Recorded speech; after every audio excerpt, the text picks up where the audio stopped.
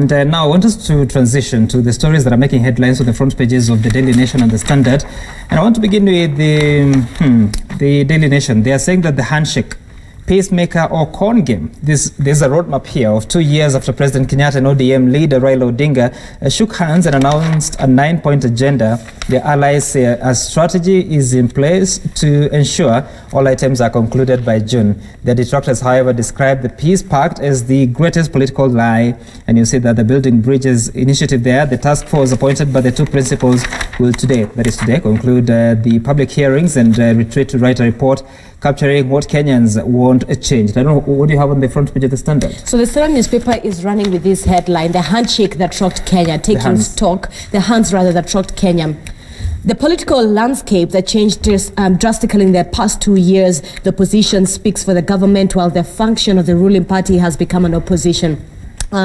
Here's what says on page 4 and 5. We are here. The handshake has made nonsense of the notion of the political opposition. Opposition chiefs are falling over another to attract the president's eye. Raila Odinga is the most state apologist today. He speaks with the voice of the shareholder in a co-presidency with President Uhuru Kenyatta. Lastly, the deputy president is fast becoming the de facto leader of the opposition, and that has been given page 4 and 5 prominence on the Standard newspaper. And ladies, that's where we want to pick it up on. But before let's just listen into what there's something. Somebody said that she should say ladies and gentlemen, but I think she's addressing the panelists.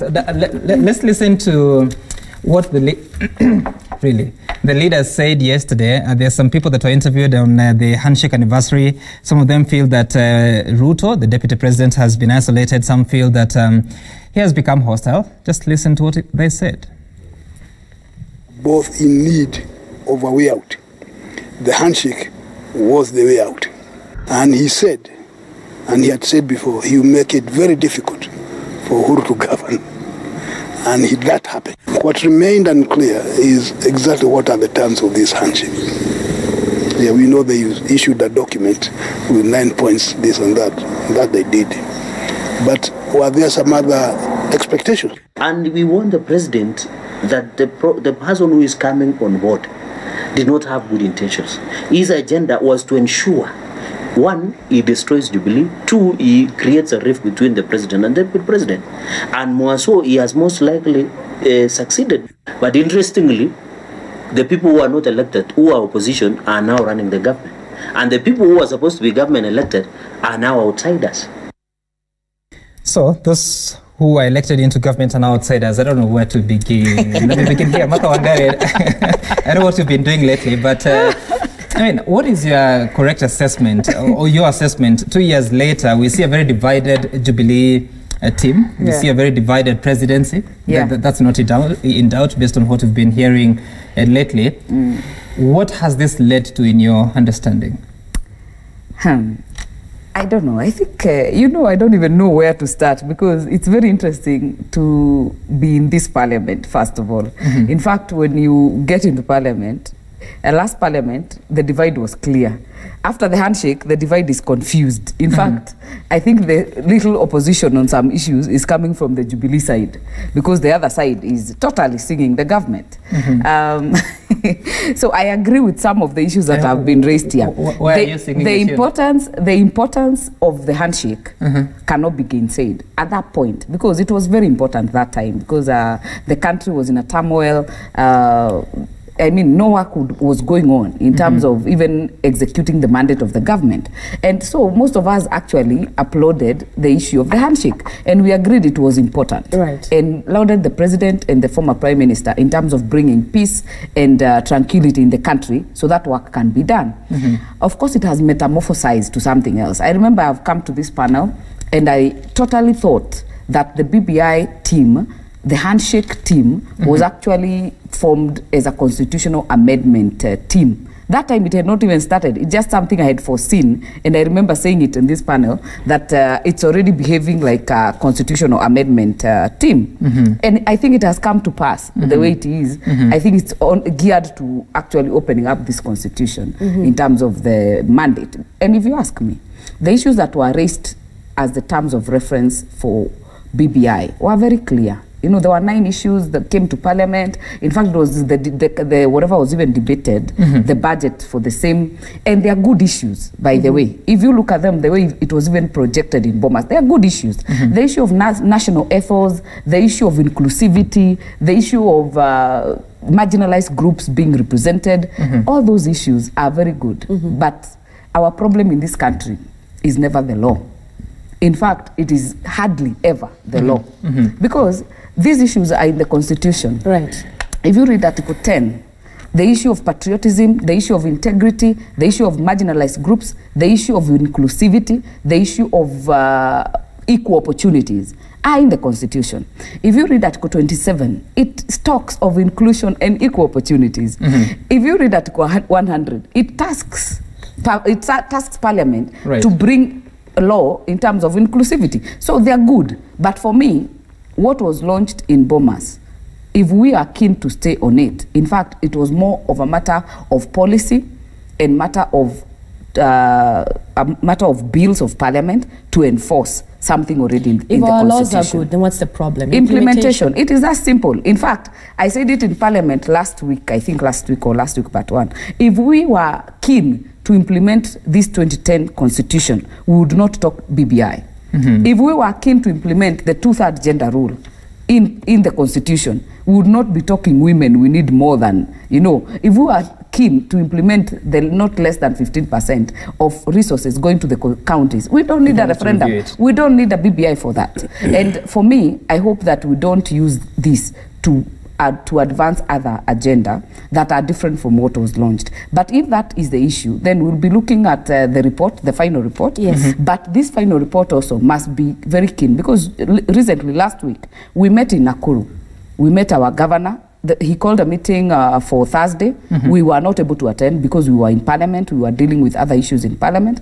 But we sought a meeting with him later on Friday. And we met the governor, the senator, all the MPs. And we talked about the issues we'd want to present. So when we see the BBI team is wrapping up and closing, and yet our rally is supposed to be on 21st, we are confused.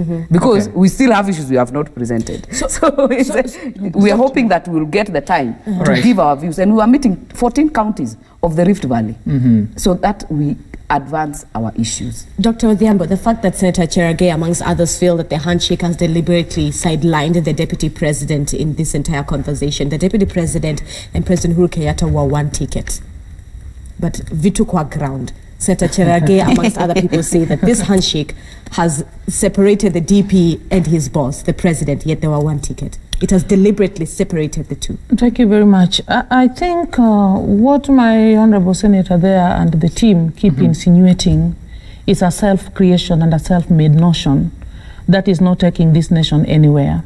Why do I say this? From the very beginning, we know that Uhuru Kenyatta was elected together with a deputy.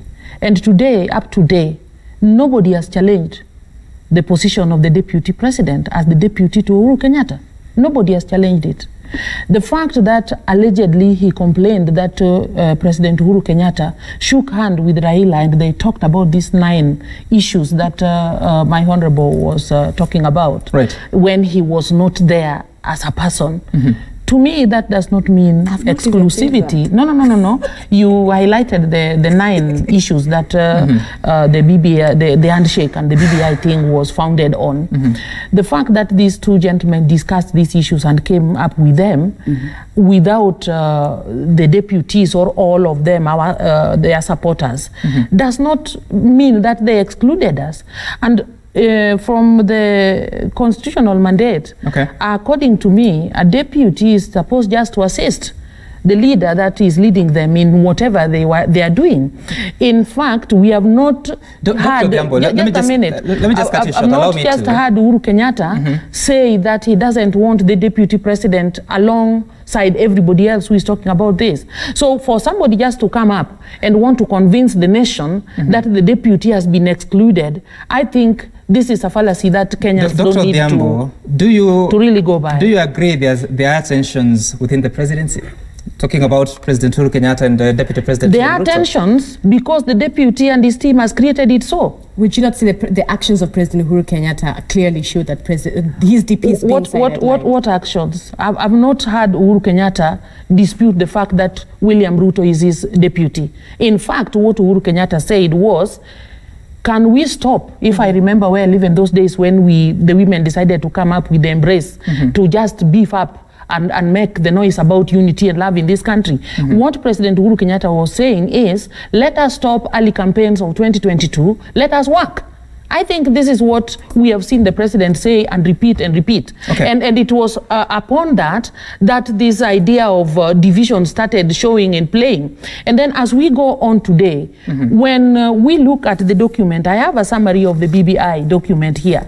There is nothing here, according to what is documented or even summarized here, which is alienating the deputy president. And you know, when we are talking about the issue of peace... I need to take a break, but I want to refer you to the rallies that have happened in the past. I don't know whether you I was just giving you a background. You were at the Meru rally. Yes, I've been there. And I want to refer you to some of the sentiments that were uttered there. You heard David Morathe saying that President Uhuru Kenyatta will not leave the presidency to a thief. I know you'll contest who that is, yeah? She's already doing it. Then Francis Atwoli, the court boss, said that utapeli uko kwa ofisi gani? And then the crowd chanted back the answer. And he said that we hope, we will pray that does not happen. You are reaching the conclusion and the leaves before I give you the root. I was coming to all that. Just allow me. A short break. Yes. But what I'm asking is, when you hear such kind of utterances and the deputy president is not in attendance, when some of the leaders that are allied to the deputy president, they attend those meetings. Now if you had allowed me to bring you to where we are, then you would have understood. Because you are asking me things to respond to before I actually made my statement.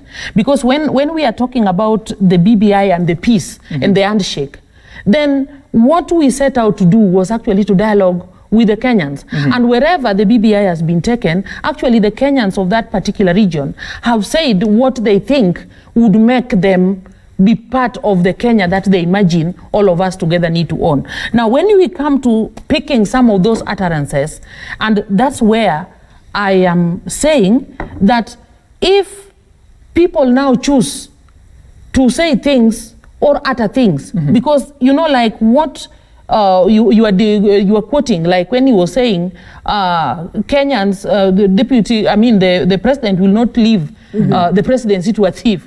The question is, even me, I'm asking, who is the thief? Who said that it is Ruto who is the thief? The question is, and these are the issues that we must not bring in to really dilute the good intention of the BBI and the report that we have that Kenyans actually need to embrace. I know, Honorable Chege, you're itching to respond, but allow us to take a short break. When we return, we'll come back with your response, even as you try to find out who that thief is. That is